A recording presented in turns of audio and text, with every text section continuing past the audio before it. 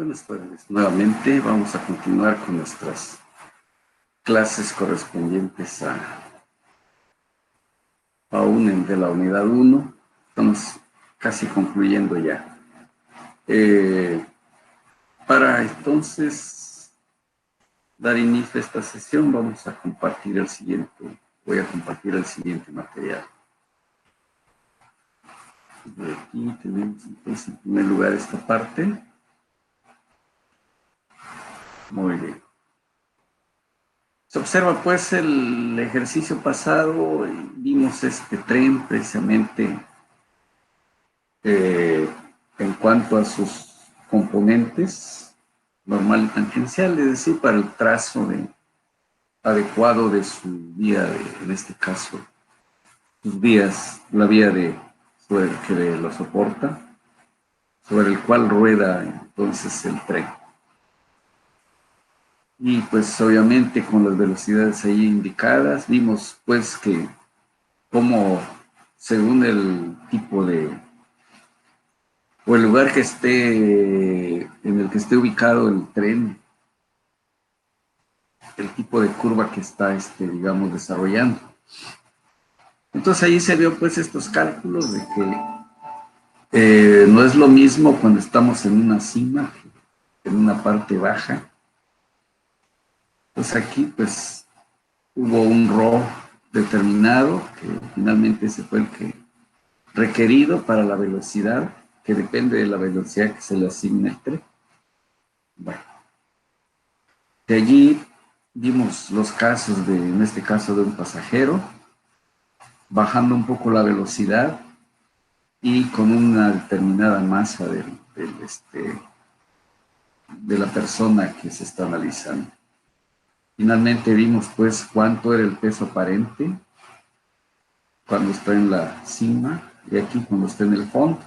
Vimos las grandes diferencias que hay, lo cual nos hace entonces pensar en que hay que tener mucho cuidado para el diseño de las vías de comunicación, en este caso una vía de tren, para que esté plenamente sustentado y así también los pasajeros se les diseñe correctamente los elementos sobre los que van a ir soportados, como son los asientos y otros elementos.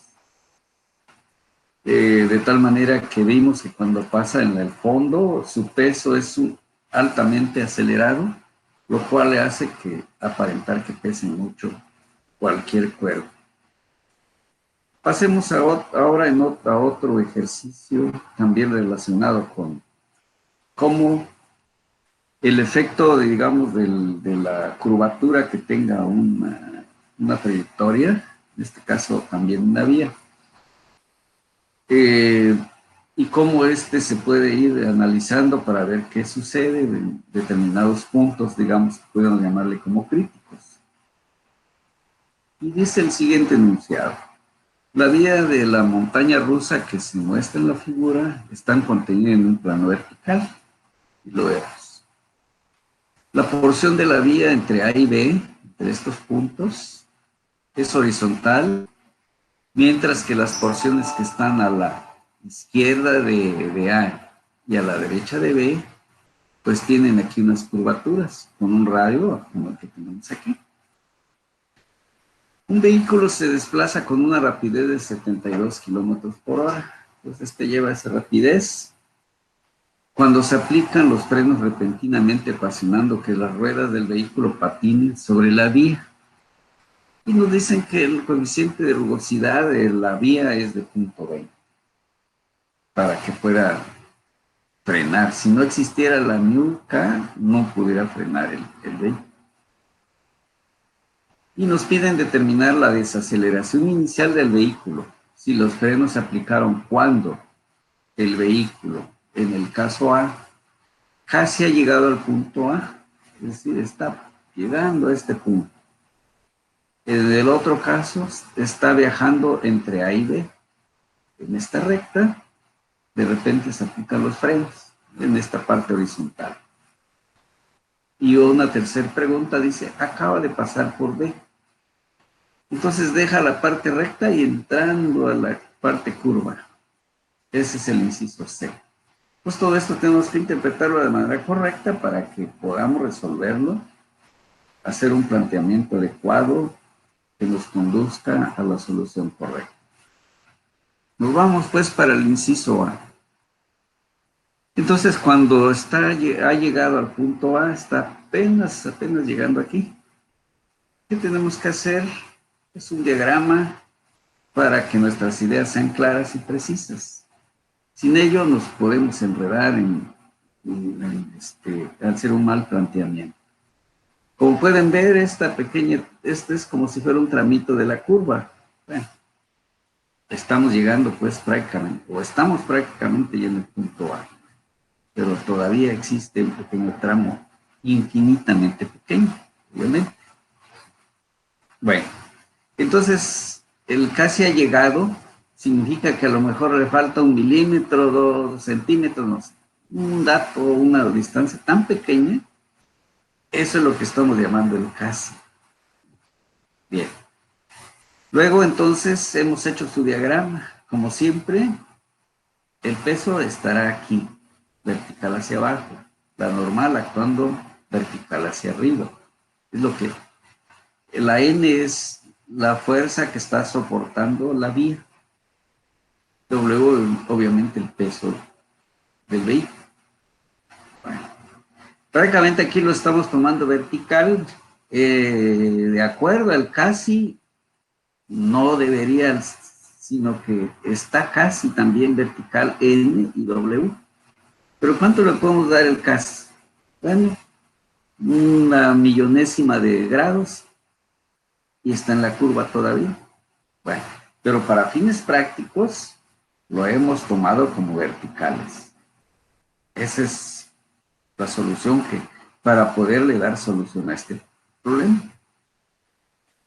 Si el error es infinitamente pequeño o inclusive no se percibiría. Ok, seguimos entonces. Por eso estas fuerzas están verticales y estas ya se está tomando como horizontal también. Decidimos que las fuerzas que apunten hacia abajo sean positivas.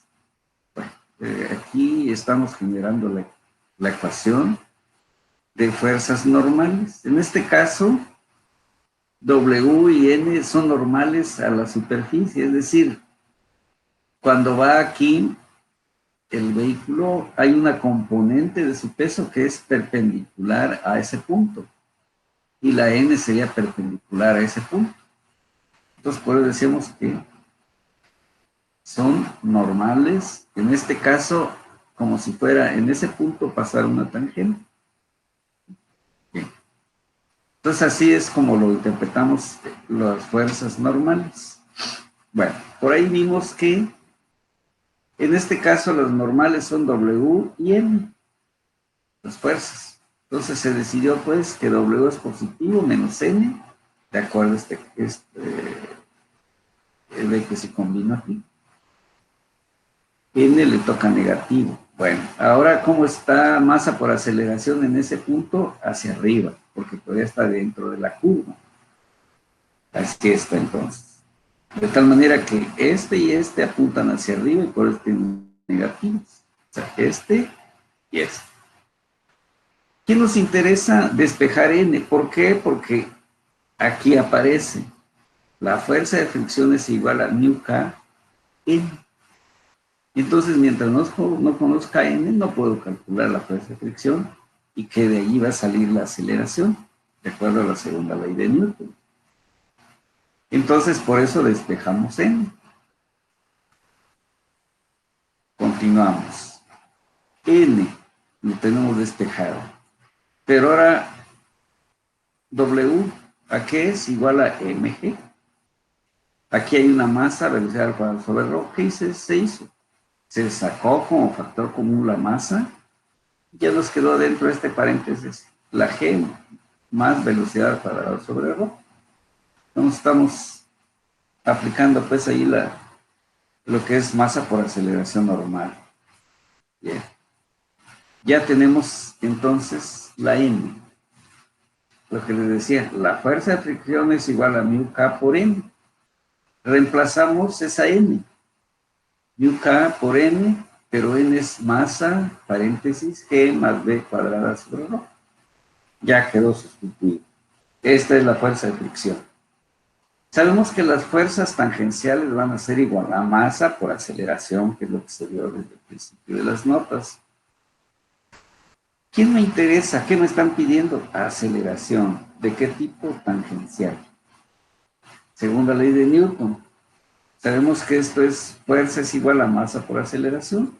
De aquí despejamos aceleración y nos quedó fuerza entre masa. La fuerza a la que nos estamos refiriendo es la fuerza de fricción.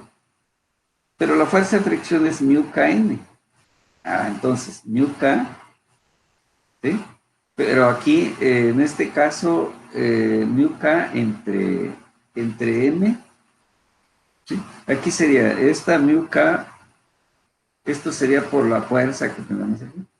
Es decir, lo que estamos haciendo es sustituir aquí la n, pero aquí fuerza, esta fuerza es mu k por, tenemos aquí, pero aparece también aquí una m. Entonces aquí quiere decir que las m's se van a volver la unidad. Estamos haciendo el reemplazo.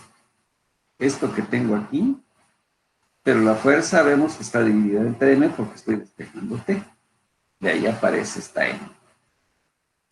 Se volvieron la unidad, desaparecieron, de tal manera que la aceleración tangencial se simplificó como mu k g más velocidad al cuadrado sobre rho. Ya lo podemos responder la primera pregunta. Ya está. ¿Qué datos tenemos? Nos dijeron que mu k es 0.2, que el vehículo trae 72 kilómetros por hora, convertidos a metros por segundo son 20 metros por segundo. La gravedad, pues todos sabemos que es 981 metros segundo cuadrado. Y estamos tomando la primera curva, la que tiene 30 metros. Esta es la información que nos da. Y esta es la ecuación a la que llegamos. De tal manera que mu k es 0.2, la g es 981, la velocidad 20, que debe ser elevada al cuadrado, y estamos tomando la curva que tiene 30 metros. Hemos hecho operaciones, y este conjunto de operaciones nos da como resultado 4.63 metros por segundo al cuadrado. Esa es la intensidad de la aceleración, es decir, en este caso es la fuerza de frenado, que es lo que nos están nos pidieron. Y si vemos, determinar la desaceleración inicial del vehículo. Entonces hemos encontrado cuánto de aceleración. Aquí habría un vector, estuviéramos dibujando la aceleración, paralelo a esta que es la fuerza de fricción. Bueno, entonces ya tenemos ese dato, el inciso A queda contestado. Inciso B, el vehículo está viajando entre A y B. Ahora está en la parte recta, horizontal, como dice el enunciado. De tal manera que entonces su diagrama de corresponde es este.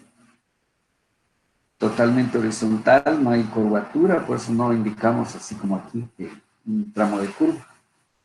Totalmente vertical W y N. Y obviamente va a volver a frenar oponiéndose al movimiento, es la fuerza de fricción. Bueno, esta fuerza de fricción me va a provocar masa por aceleración de tipo tangencial, totalmente horizontal. Convenimos que las flechas que vayan hacia arriba sean positivas, lo contrario negativo. Bueno, entonces observamos que N menos W es igual a masa. Bueno, aquí sería igual a 0. Pero ambos vamos a encontrar, aquí está. Lo igualamos a 0, ¿por qué? Porque el tren en ese tramo no baja, no sube. Se mueve totalmente horizontal. Por lo tanto, las dos fuerzas W y N están equilibradas, por eso lo hicimos que se igualaran a 0. Aquí está. W es igual a mg, entonces N va a ser igual a mg. Por eso tiene aquí W es igual a, N es igual a W, y W, ¿quién es? Es mg. Por eso aparece así.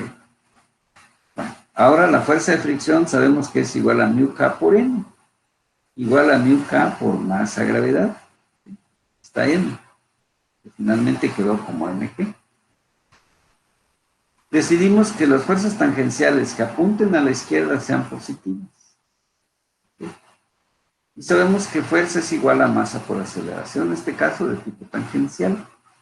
Despejamos de aquí la aceleración y vemos que ya está despejada. Fuerza entre más. Ahora, esta fuerza de fricción es igual a mu K por N. Pero N aquí está, mu K mg. Aquí está.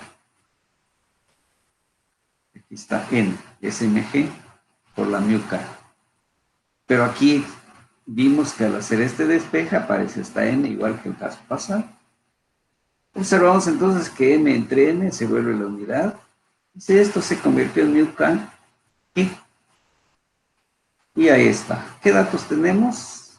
Que mu K es 0.2, que la aceleración es 981. Entonces eso nos da 1.96 metros por segundo al cuadrado. Ahí baja muchísima la aceleración en comparación a la anterior, al inciso B, que nos dio de 4.63. De tal manera que entonces ya tenemos aquí nuestra respuesta 2, cuando frena en la parte horizontal. Inciso C, ahora acaba de pasar por B, acaba pues o casi, ¿sí? Entonces es muy cercano, apenas está tomando la curva otra vez, así como lo observamos en este caso. Es decir, si nos vamos a la figura y estamos tomando la curva aquí apenas. ¿De cuánto es la curva? De 45 metros. Bueno, entonces ese es el dato que vamos a utilizar. Hacemos su diagrama. Apenas acaba de pasar, es tan pequeñito los grados de inclinación que prácticamente no se percibe. Y lo tomamos como verticales. W, N, fuerza de fricción totalmente como horizontal. Aquí está. Masa por aceleración también lo tomamos prácticamente horizontal. La masa por aceleración normal totalmente vertical, paralela a esta. Porque el grado de curvatura es tan pequeño que lo podemos despreciar. Se decide que lo que apunte hacia abajo sea positivo. Estamos hablando otra vez de las fuerzas normales. Segunda ley de Newton es esto. Se decidió que lo que sea apunte hacia abajo sea positivo, entonces W es positivo. N, negativo. Masa por aceleración normal, positivo. Pero masa por aceleración normal es igual a V cuadrada sobre Rho. Nos interesa nuevamente despejar N, porque es lo que vamos a necesitar para la fuerza de fricción. Lo despejamos y nos queda así. W menos N, V cuadrada sobre Rho. Sabemos que W es igual a MG. Aquí está MG, sería W menos M por V cuadrada sobre Rho, sería este término. Pero lo hemos sacado como factor y ya tenemos N. Volvemos otra vez a que la fuerza de fricción va a ser igual a mu K por N. Entonces esa fuerza de fricción es mu K por N, que es todo esto. Ahí está reemplazado. Y sabemos que la fuerza tangencial es igual a masa por una fuerza a aceleración tangencial. Volvemos a despejar la aceleración y nos queda que es fuerza entre masa. Reemplazamos aquí la fuerza de fricción, que es la que tengo aquí, que es mu Kn, luego G, V cuadrada, esto que tengo aquí. Pero está dividido por la N, esta N que hay aquí. Se vuelven a hacer la unidad masas desaparecieron. Nos queda mu kg menos b cuadrado sobre rho. En el inciso A, este término se sumaba. Ahora, como vamos en la otra parte de la curva, y cambió el sentido de la curva.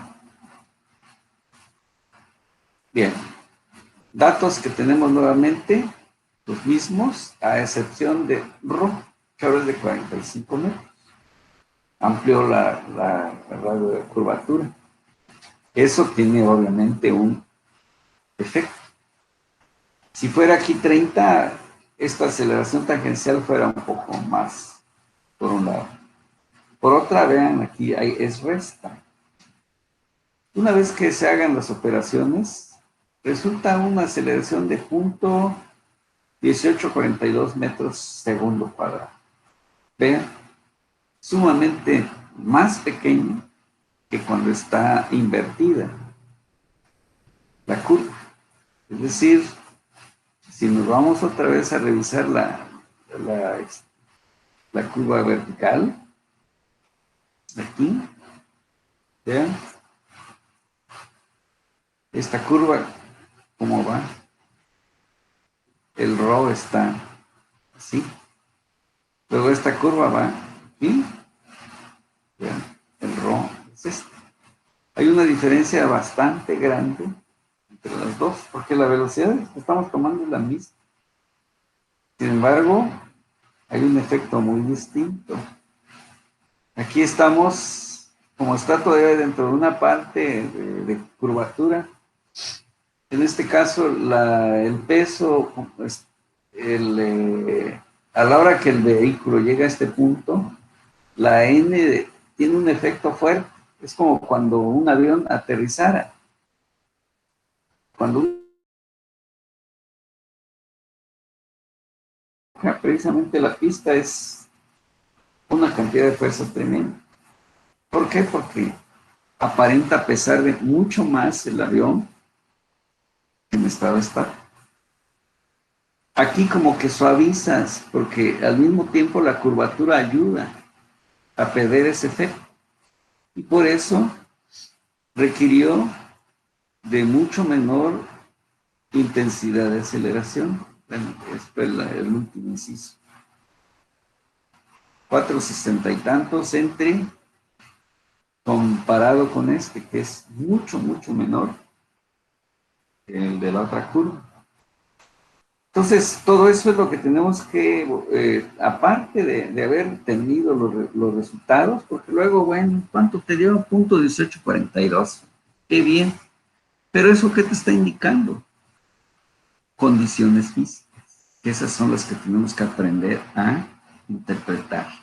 Estos comentarios que he hecho es precisamente lo que muchas veces se pide. ¿Por qué está sucediendo eso? ¿Por qué cambia mucho el valor entre una condición y otra? Y eso es lo que tenemos que aprender a contestar si tenemos claro lo que hemos resuelto. De lo contrario, quedará en un número nada más y no sabríamos qué hacer con él. Entonces les invito a que siempre reflexionen en sus resultados. Bien. Otro ejercicio. Una esfera de 100 gramos se encuentra en reposo. Aquí se... Vamos a ver si lo podemos quitar.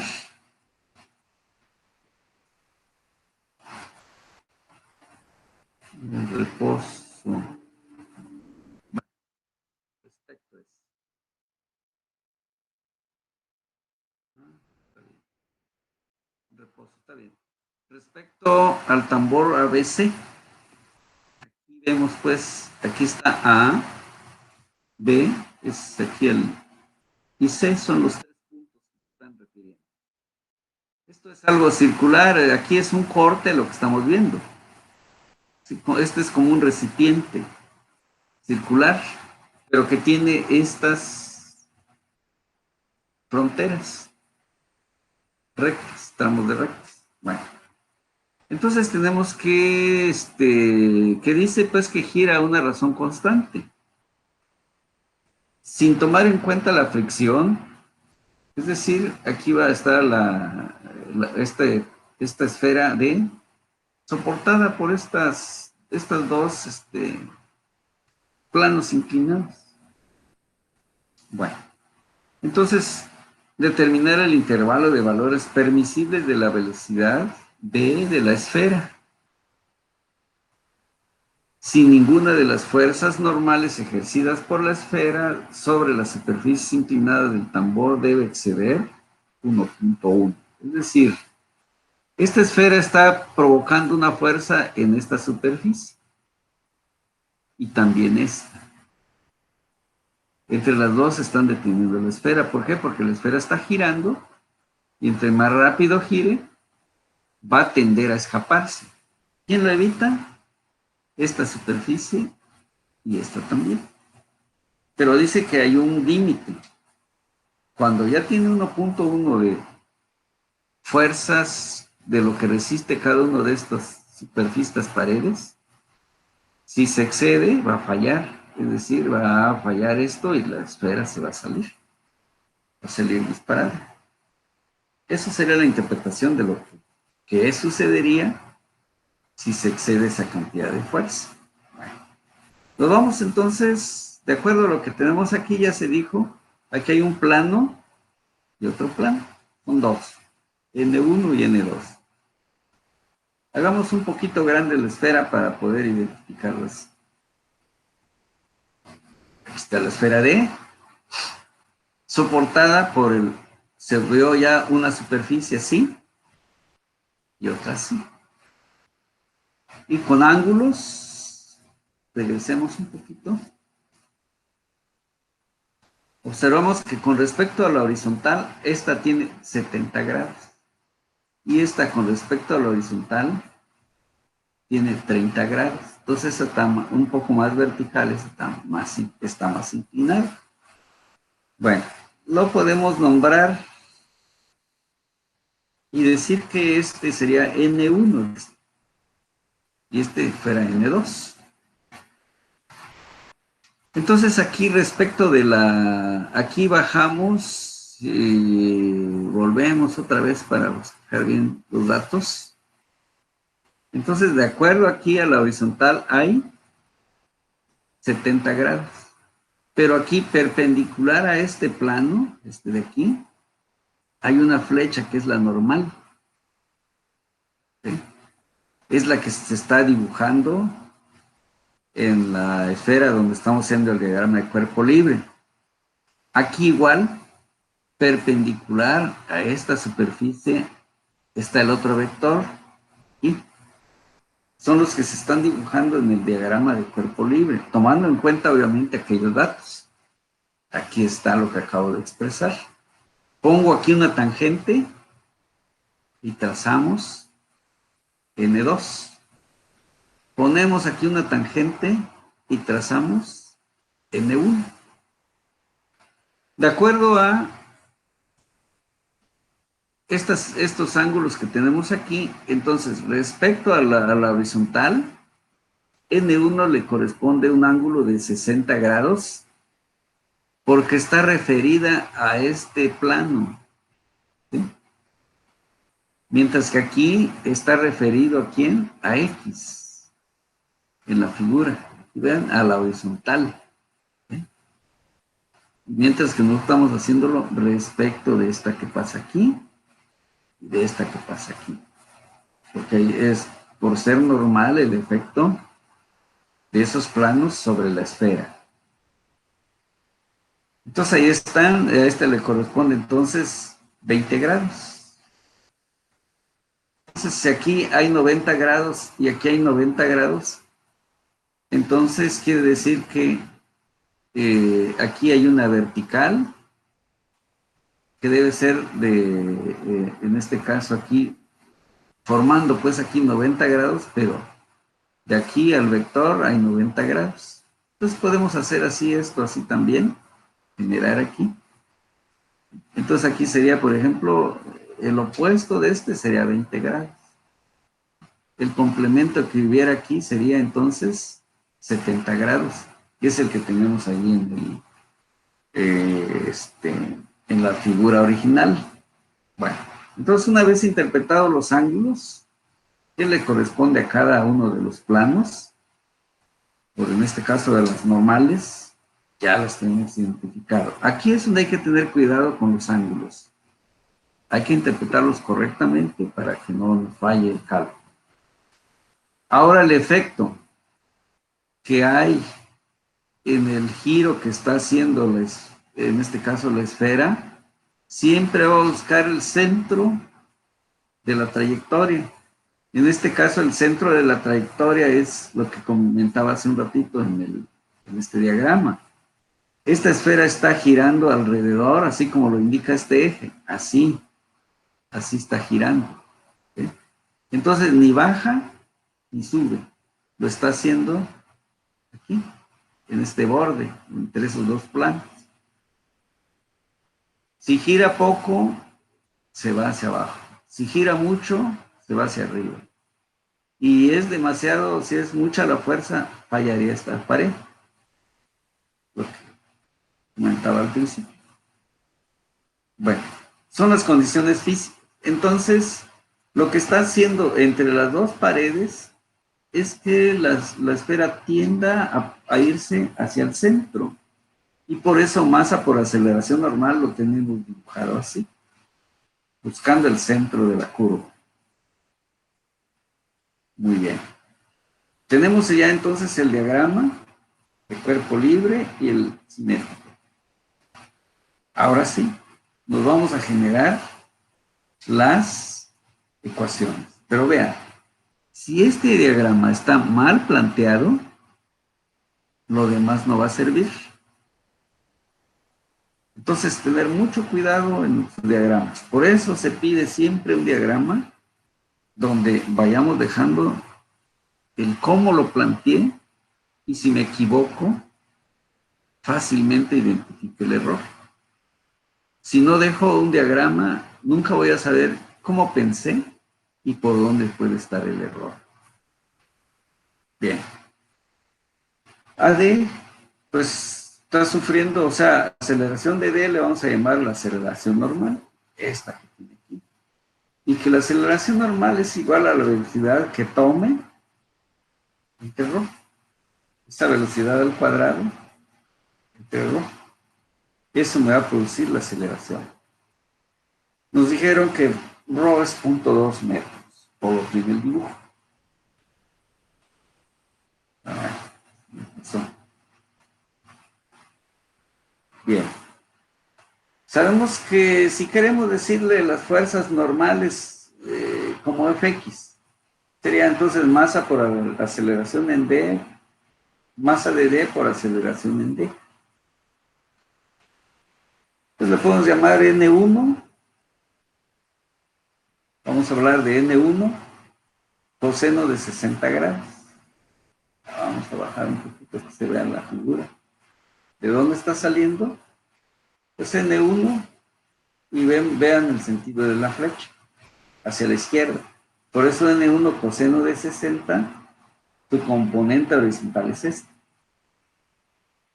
Más N2 que también proyectan en el mismo sentido, pero es coseno de 20 grados. Este está totalmente paralelo al eje o al radio de curvatura, paralelo. Esto es igual a la masa de la esfera D por su velocidad al cuadrado sobre ρ. Esta es nuestra ecuación 1. No conocemos N1 ni N2. La velocidad es la que necesitamos determinar. No podemos por ahí resolver. Pasemos a la otra dirección. Sumatoria de fuerzas en Y verticales igual a 0. ¿Por qué igual a 0? Porque la esfera ni baja ni sube. Entonces, si no sucede nada en esa dirección, se iguala a 0. Pero eso se debe a que las fuerzas están equilibradas. ¿Quiénes? El peso y las dos normales que están levantando a la esfera. Entonces, aquí lo vemos. Está el peso y las dos normales que están colaborando en mantener la esfera que no baje ni suba. Sustituimos. N1 seno de 60 grados, bueno, porque dijimos que lo que apunte hacia arriba sea positivo, que está. N2 también apunta hacia arriba su componente. W sí apunta hacia abajo. Como no sube ni baja, igual a 0. Podemos entonces pues, despejar WD, dejar N1 seno de 60, N2 seno de 20, igual a W, pero W es igual a M D por G. Y esta es nuestra ecuación 2, ecuación que determina el movimiento vertical. Este es el movimiento horizontal. Tenemos ya entonces dos ecuaciones, 1 y 2. Muy bien, caso 1. Vamos a proponer aquí que N1 es máximo, que es el que está soportando más peso. Por allí en uno de los ejercicios, bueno, creo que no, sí, no fue en esta materia. Pero si por ejemplo este plano lo giráramos más hasta que quedara totalmente horizontal, esta fuerza estaría sosteniendo el peso total de la esfera. Por lo tanto, si esta, digamos, tiene mayor ángulo respecto a lo horizontal, quiere decir que está soportando más peso. Por eso le estamos dando que N1 sea el máximo valor, el que nos dijeron, que hasta 1.1 newton pueden soportar. Aquí está. Por esa razón se le está proponiendo que N1 sea de 1.1. Vamos a ver si acertamos. Ahora ese dato, ¿dónde lo puedo sustituir? Aquí, buscando dónde hay menos incógnitas. Entonces, N1 es 1.1. Seno de 60, pues dato conocido. N2 no conozco. Pero nos dijeron que masa gravedad, que la masa es 0.1 kilogramo. Y pues la gravedad todos conocemos que es 9.81 metros. Aquí hay un error. Vamos a ver. Vamos a ver esto. Aquí debe ser metros. Aquí debe ser esto. Segundo cuadrado. Aquí podemos cerrar. Vamos a ver si estamos.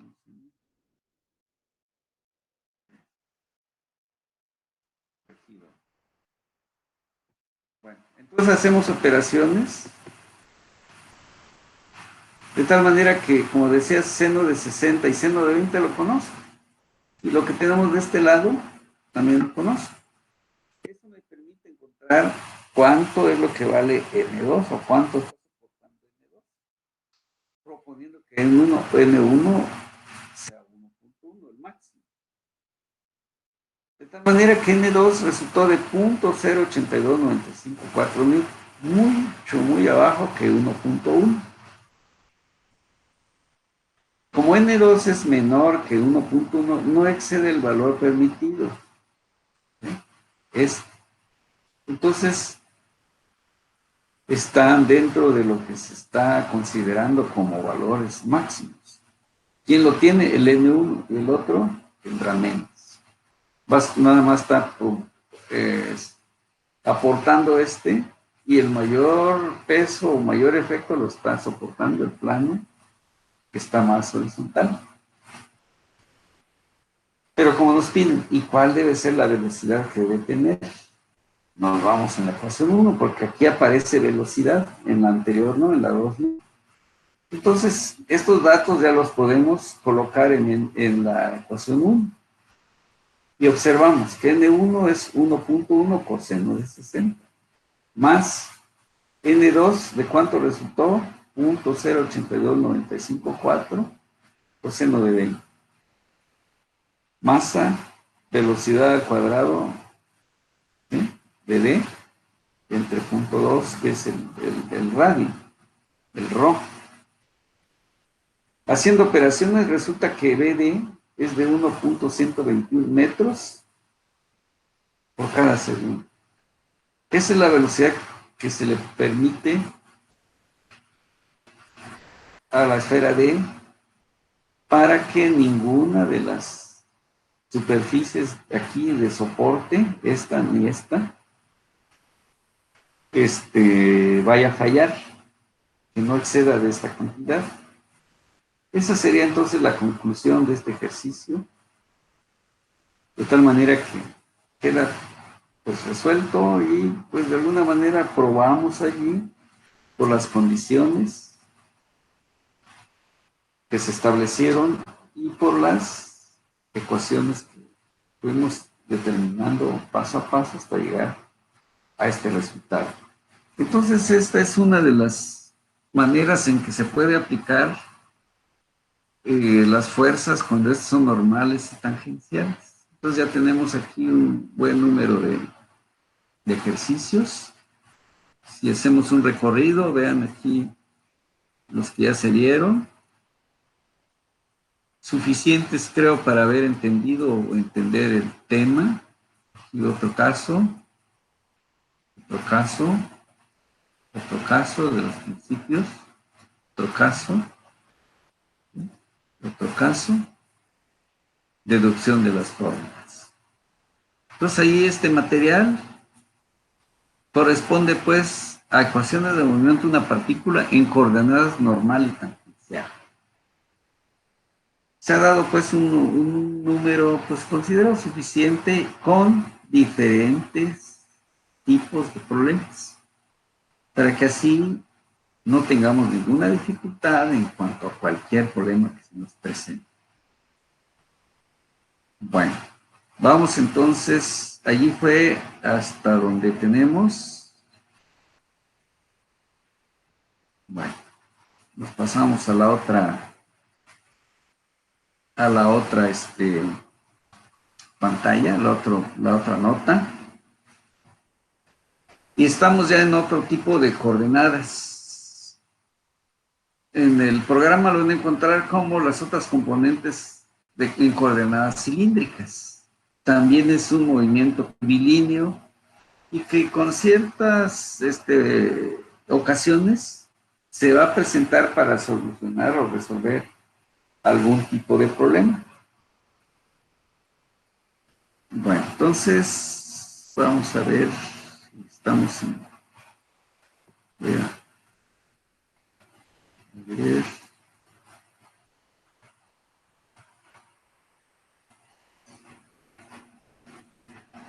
Muy bien.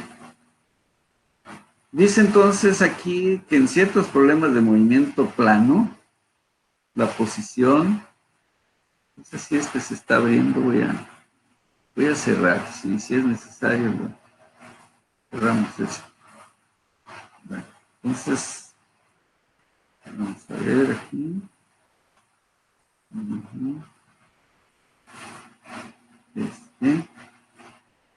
Vamos a pasar entonces a este. Bueno, estamos compartiendo todavía. En ciertos problemas de movimiento plano, la posición de la partícula P se define mediante sus coordenadas polares. Observamos que esas coordenadas son R y θ, como lo podemos ver en la figura A. Aquí está el ángulo θ, y este es el R de la flecha. Está siguiendo una trayectoria curva. Este punto P se está moviendo a lo largo de esta curva. En este caso es conveniente descomponer la velocidad y la aceleración de esta partícula en componentes paralela y perpendicular respectivamente a la línea OT. Entonces, aquí está R. Aquí hay vectores. El E de R, se le llama y E de θ es. ¿Por qué? E de R porque está paralelo al este radio, a esta R. Y esta porque es un giro el que está sucediendo aquí. Entonces lo vamos viendo como un vector unitario que va girando a lo largo siguiendo esta trayectoria. Y este R, porque puede ir creciendo R. R por acá está más pequeño, por acá tiene un tamaño intermedio. Cuando va por acá, quiere decir que creció. Y entonces aquí se genera un vector unitario paralelo a R y uno perpendicular a este R.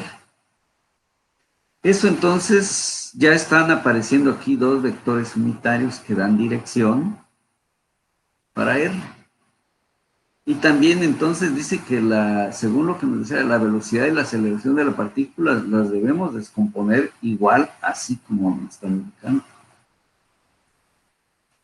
Y entonces la línea OP, en este caso, se conocen como componentes radial y transversal. Esta sería una componente radial y por eso EDR. Y transversal, la que es giro. Bien, esos serían sus nombres. Se unen a P dos vectores unitarios, los que ya mencionaba, el EDR y EDT, como lo vemos aquí en la figura B. El vector EDR está dirigido a lo largo de O, P, y este es EDR. Y el vector EDT se obtiene al rotar el EDR, es decir, de acá para acá, 90 grados. Y ahí está EDT. Bien, en este caso, en sentido contrario a las manecillas del reloj, es lo que hicimos aquí. Girar así, 90 grados. El vector unitario EDR define la dirección radial, esto es la dirección en la cual P se movería si R aumentara, es lo que explicaba aquí. Se aumenta, lo hacen para acá. R, es decir, lo que decía, por ejemplo, aquí hay una medida pequeña, medida intermedia, ya creció R. Y para acá, más grande. Quiere decir que siempre está avanzando paralelo al R que tenemos aquí, el EDR. Bien, la dirección de la cual P se moverá si R aumenta y E de teta se mantuviera constante. Es decir, fijo uno y me muevo en el otro. El vector unitario E de teta define la dirección transversal, es decir, la dirección en la que P se moverá si teta aumentara y R se mantuviera constante. Es decir, fijo uno y muevo el otro. Ahora fijo este y muevo este. Eso es lo que nos están diciendo aquí. Una operación similar, bueno, aquí ya son las derivadas. Ahorita pues no vamos a entrar a la deducción, están en cinemática. Precisamente estas formulitas, allí están las deducciones. Pero tenemos aquí los modelos matemáticos. La derivada de ese vector radial, este de aquí, respecto a teta es igual, se le conoce como E de teta. Y la derivada de E de teta respecto de teta también se le conoce como menos E de R, donde menos E de R denota un vector unitario de sentido positivo respecto a E de R, como vemos aquí en la figura C. Entonces aquí, por ejemplo, hay un giro. Originalmente está aquí el E de R y E de teta, o sea, son estos mismos. Pero ahora, ¿qué sucede? Si esta aumenta y gira, sucedió esto. Es decir, R estaba aquí, ahora está aquí. Al estar en este pequeño cambio, entonces le estamos llamando delta R. Se movió. ¿Qué le sucede a este también? también este vector, que es de e de teta, tuvo que girar. ¿Por qué? Porque estos dos son perpendiculares y también los que son incrementados, son perpendiculares. Y entonces, mientras lo hace así, como que sufriera un decremento. Y de ahí sale entonces un negativo, ¿sí? En sentido positivo respecto a, como vemos aquí en esta figura. Mediante la regla de la cadena, es decir, ahí se aplican estas derivadas y vamos obteniendo, pues, es decir, derivando respecto del tiempo los vectores unitarios de dr y de teta, del modo siguiente. Entonces aquí es derivar nuevamente en este caso e de r, es igual a la primera derivada de teta por e de teta. Y e de teta por menos primera derivada de teta por e de r. Bueno, esto obviamente les digo, hay una deducción muy amplia en cinemática. Aquí lo estamos usando como una herramienta. Para obtener la velocidad v de la partícula P se expresa la posición del vector r de P como el producto del escalar r y el vector unitario e de r. Es decir, aquí pues hay r por e de r, este es vector unitario, el producto de un escalar por un vector me debe dar un vector. Por eso está hablando de vectores. Y entonces la derivada vectorial, en este caso, derivando respecto a t, pues es derivar entonces la velocidad, en este caso la v es igual a la derivada de esta o de r en e de r respecto del tiempo. Pero aquí ya esta es un producto. Entonces es la primera derivada de r por el vector unitario. ¿Sí? Y ahora el segundo término. El primero ahora no lo derivo, pero el segundo sí. ¿Por qué? Porque lo vemos como un producto. Y pues aquí recordamos, es decir, las fórmulas que se ven en cinemáticas. Y finalmente tenemos que la velocidad lo puedo reemplazar. Bueno, aquí está como r punto e de r más r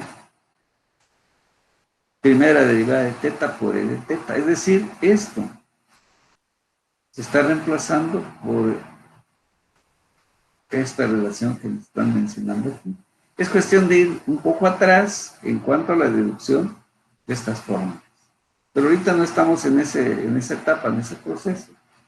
Son las ecuaciones o derivadas aplicadas en cinemática y que nos fueron dando estas fórmulas que estamos viendo aquí.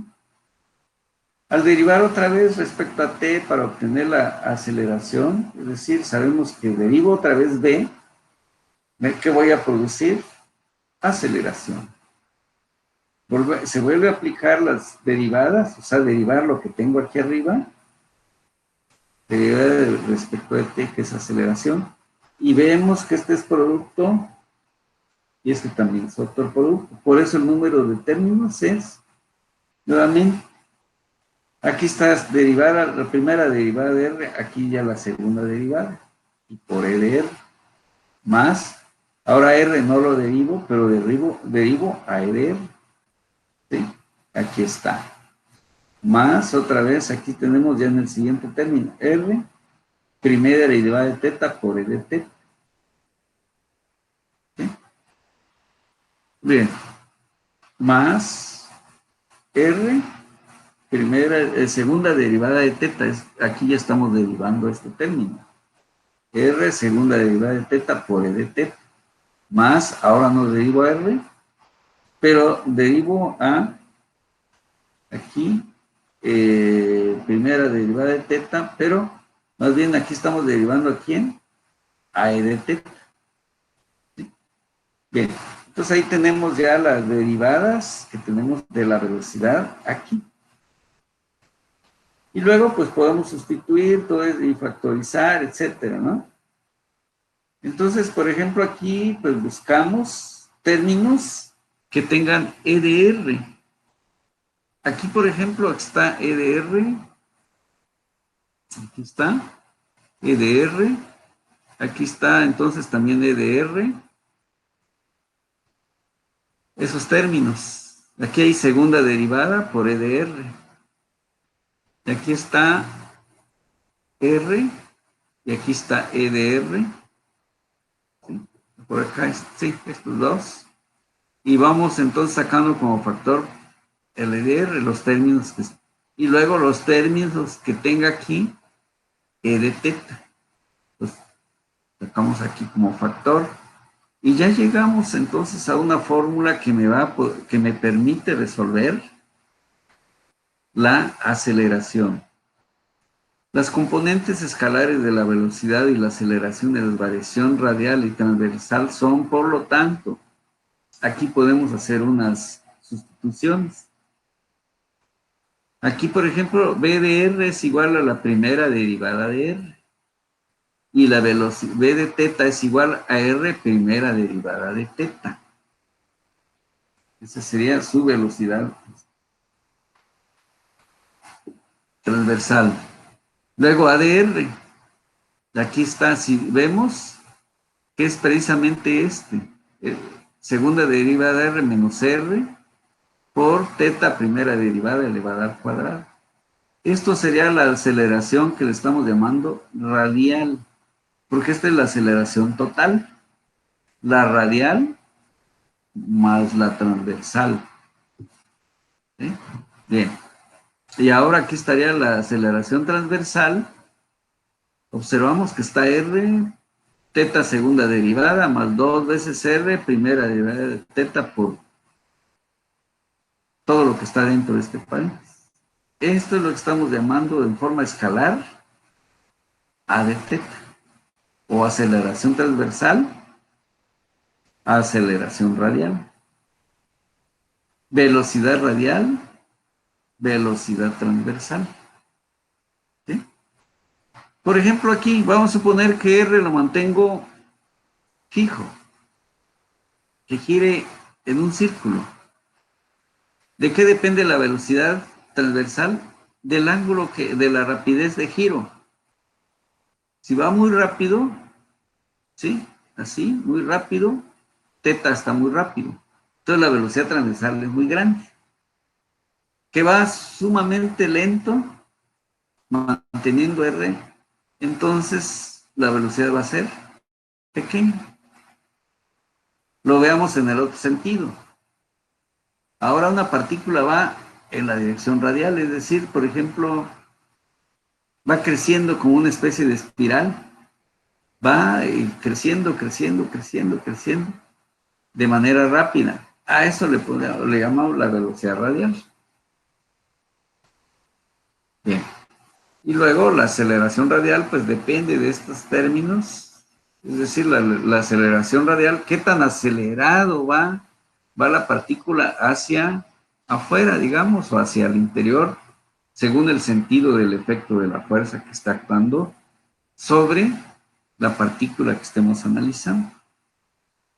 Aquí también la transversal va a depender de las dos aquí porque aparece radial y transversal, es decir, al mismo tiempo se está acelerando por giro y por desplazamiento hacia el centro o hacia afuera de la trayectoria que se esté desarrollando. Es lo que nos están diciendo estas ecuaciones al final, para que no nada más nos quede como un relleno de fórmulas, sino saber qué estamos haciendo.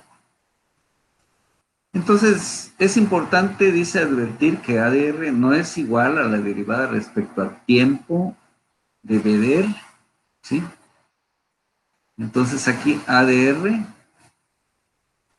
no es lo mismo que derivar la BDR, ¿sí? Es lo que nos están. Y A de teta no es igual a la derivada en el tiempo de velocidad de teta, ¿sí? Es decir, no es nada más derivo B de teta y ya está. sino que este tiene otras componentes que hay que tomar en cuenta para tener la aceleración transversal. Eso es lo que nos están indicando aquí. En el caso de una partícula que se mueve a lo largo de un círculo, lo que comentaba hace un ratito, del centro O, se tiene que R es igual a una constante. Quiere decir que si R es constante, primera derivada, segunda derivada van a ser igual a cero. Y entonces estas fórmulas se reducen, se simplifican. Y aquí estará nada más así. El radio por un vector unitario de R más Z en dirección K. Siempre y cuando suceda lo que nos están diciendo aquí. ¿Por qué? Porque R ya se volvió cero. Y entonces así sería su variación de R respecto de, entonces, si sube o baja una partícula, si se está moviendo de manera, en este caso en el plano. Bueno, esto es, digamos, entre un movimiento que hemos hecho es en la dirección, o sea, en el plano. Esto lo podemos relacionar ahora, el movimiento de partículas en el espacio. Ahora nos vamos a la parte espacial, que le llamamos coordenadas cilíndricas. Dice pues que la posición de la partícula P en el espacio en algunas ocasiones se define mediante coordenadas cilíndricas. Ahora nuestros elementos son R, θ y Z, como lo podemos observar en la figura A de aquí. Aquí está el radio y aquí está Z. ¿Bien? Entonces aquí estaba en esta parte. Entonces en este caso aquí está R, θ, es decir, aquí está R, aquí está θ y Z. Esos me localizan este punto P. Para llegar a P me puedo mover aquí. Es decir, puedo moverme así, pero al mismo tiempo girar y llegar a P. Esa es la trayectoria que podría seguir. Bueno, en este caso se convierte en utilizar los vectores unitarios en el E de R, E de θ, el vector unitario K, que se indican en esta figura D. Aquí aparecen. Aquí está E de R, E de θ, y ahora aparece K. Aquí están los tres. Al descomponer el vector de posición R de la figura P en componentes a lo largo de los vectores unitarios, se escribe. Ahora este vector R que tengo aquí es igual a R, que está aquí, por E de R. La magnitud es R mayúscula y E de R dirección. Primer término. Ya lo tengo aquí. Ahora me interesa ver subir aquí. Y va a ser la magnitud de Z por K. Es más sencillo. Eso me permite llegar hasta P. Al observar que E de R y E de θ definen respectivamente las direcciones radial y transversal en el plano horizontal, X, Y, aquí. Por un lado, aquí está girando. Es lo que estamos llamando E de θ. El que está aquí, E de R. Lo que nos indican aquí. Estos están en el plano X, Y.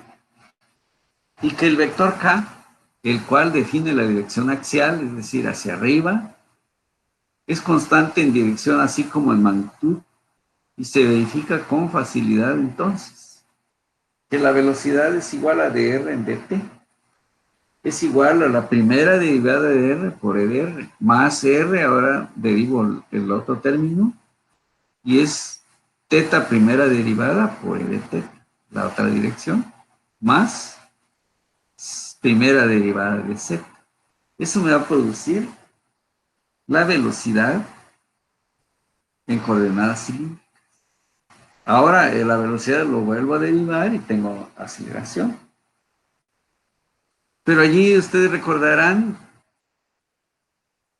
la aceleración radial nos quedó como segunda derivada de r menos r por la primera derivada al cuadrado del giro. Eso. Nada más que allá le estamos llamando R mayúscula. ¿Sí? R, esta sí es la misma. Esto es para cuestiones ya de componentes cilíndricas. Aquí está.